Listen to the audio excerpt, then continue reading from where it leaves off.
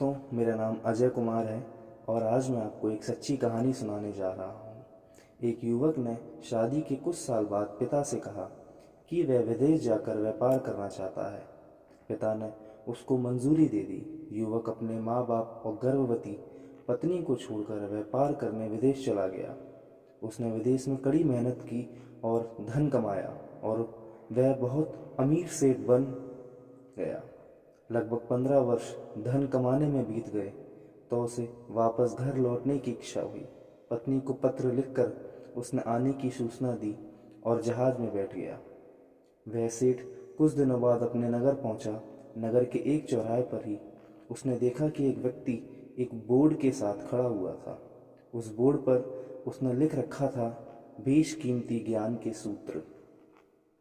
सेठ ने उस व्यक्ति के पास जाकर पता किया तो उसने बताया कि बेशकीमती ज्ञान के सूत्र बेच रहा हूँ। तो सेठ लाला, ठीक है, एक सूत्र मुझे भी दे दो। वह आदमी बोला, मेरे हर ज्ञान के सूत्र की कीमत 100 स्वर्ण मुद्राएं हैं। सेठ को यह सौदा महंगा तो लगा, लेकिन उसने एक ज्ञान का सूत्र खरीद लिया।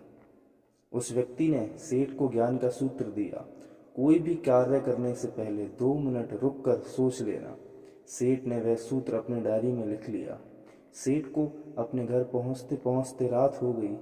सेठ ने सोचा, इतने सालों बाद लौटा हूं तो क्यों ना सीधे पत्नी के पास पहुंचकर उसे सरप्राइज दे दूं।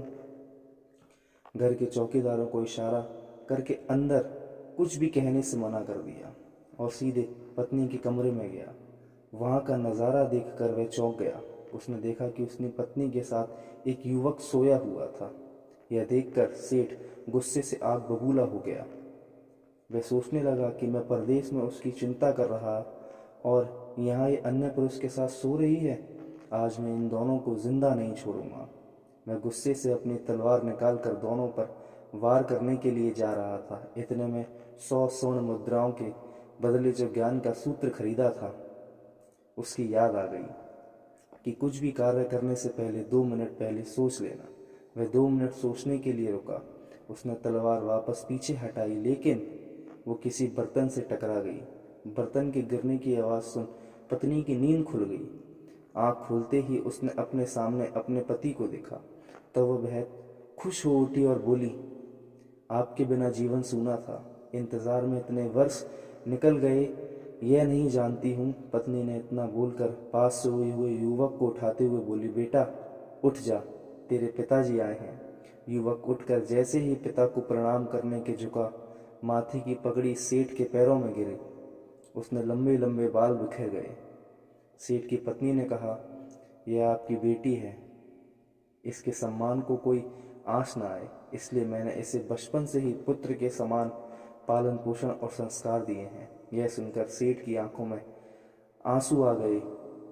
उसने पत्नी और बेटी को गले लगा लिया और सोचने लगा, यदि आज मैंने उस ज्ञान के सूत्र पर अमल नहीं किया होता तो आवेश में आकर कितना अनर्थ हो जाता। मेरे हाथों से मेरा ही निर्दोष परिवार खत्म हो जाता। दोस्तों, कहानी पसंद आई हो तो प्लीज़ वीडियो को लाइक करिए और चैनल को सब्सक्राइब करिए। Thank you very much.